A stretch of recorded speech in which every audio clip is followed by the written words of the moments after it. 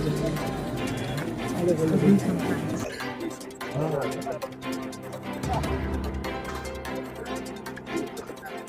जी, क्या कहना चाहेंगे इस घटना पर?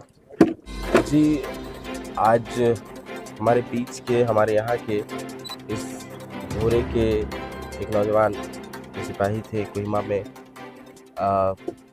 जो शहीद हुए इस अंसारी साहब, उनको तो हम लोग यहाँ पर श्रद्धांजलि देने आए हैं।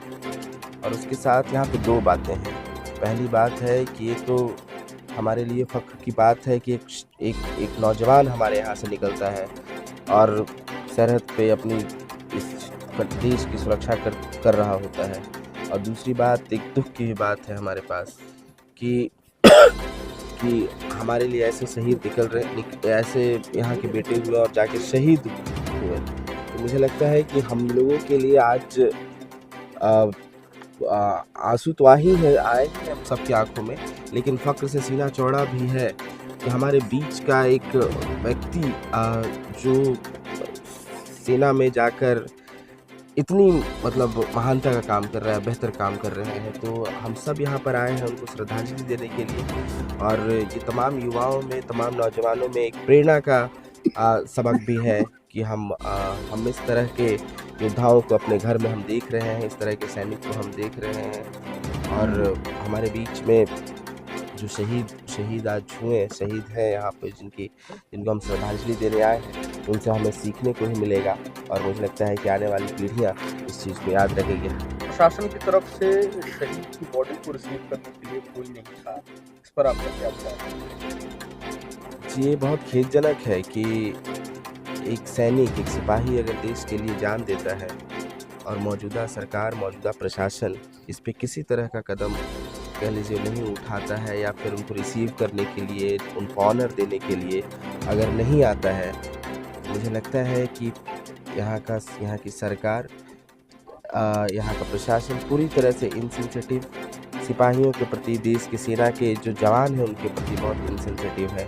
और मुझे लगता है कि जनता इस चीज़ को, और तमाम लोग इस चीज़ को देख रहे हैं कि किस तरह से हमारे शहीदों के साथ ये सरकार बर्ताव कर रही है, प्रशासन बर्ताव कर रहा है। तो हाँ, हालांकि आज हम बिल्कुल आलोचना करेंगे, बिल्कुल अपनी बात कहेंगे, लेकिन इसके साथ ही हम लोग एक दुख में भी शामिल हैं।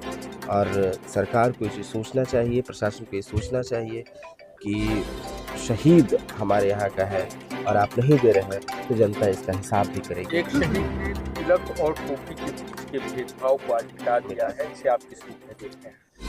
बिल्कुल, हिंदुस्तान संविधान का देश है। यहाँ पे एक आइन है जो बाबा साहब भीमराव अम्बेडकर ने मतलब बनाया है, लिखा है। आप कहिए कि उसी में एक शब्द है सेकुलरिज्म का, जहाँ है शुरुआत होती है उसकी हम भारत के लोग से। और हम भारत के लोग में तमाम धर्म, तमाम मज़हब के लोग आते हैं। और एक सिपाही वो नहीं देखता है कि सरहद के अंदर कौन लोग हैं कि जो सुरक्षित हैं। उसको मालूम है कि सरहद के अंदर संविधान के साथ चलने वाले लोग हिंदू भी हैं, मुस्लिम भी हैं, जैन भी हैं, क्रिश्चियन भी हैं, पारसी भी हैं, हर धर्म, हर संप्रदाय, हर जाति के लोग मौजूद हैं और उनकी ये हिफाजत करते हैं, उनके लिए खड़े रहते हैं। तो मुझे लगता है कि एक सिपाही और इसके साथ साथ तमाम लोग जो वतन के लिए आगे बढ़कर काम करते हैं, वो ये नहीं सोचते हैं कि धर्म और मजहब क्या है।